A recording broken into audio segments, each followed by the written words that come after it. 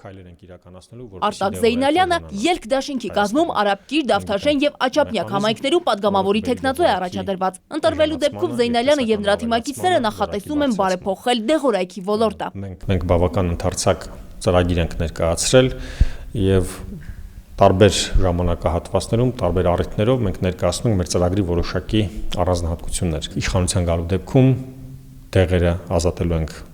ավելացված արժեքի հարկից և մաքսատուրքից, ինչը կբերի դեղորայքի գների շուրջ մինչև 30% էժանացման։ Տեղական դեղարտադրողների համար կսահմանվեն արտոնություններ արտադրանքի տեսականին և որակը բարելավելու համար։ Դեղորայքի և ընդհանուր առմամբ բժշկական ոլորտի բարեփոխումների ծրագիրը ավելին է։ Առաջին հերթին փորձելու ենք հաստատենք բժշկական ստանդարտները, բուժման ստանդարտները, հոսպիտալացման ստանդարտները, դիագնոստիկայի ստանդարտները, որը Հայաստանում բացակայում է և կամայականությունը շատ մեծ է այստեղ։ Ելք դաշինքը իր ծրագրերը ամբողջական ներկայացնելու համար քարոզարշավի ընթացքում բաժանվել է մի քանի խմբերի։ Դաշինքի առաջին դեմքերի մասնակցությամբ ելքի անդամները Երևանում և մարզերում բակ առ բակ շրջում են, բարձրախոսներով քաղաքացիներին տեղեկացնում են ապրիլի 2-ին քաղաքացիական պատասխանատվության կատարման անհրաժեշտության մասին։ Լիլիթ Ասլանյան, Խաչատուր Եսայան, ժամը լրատվական։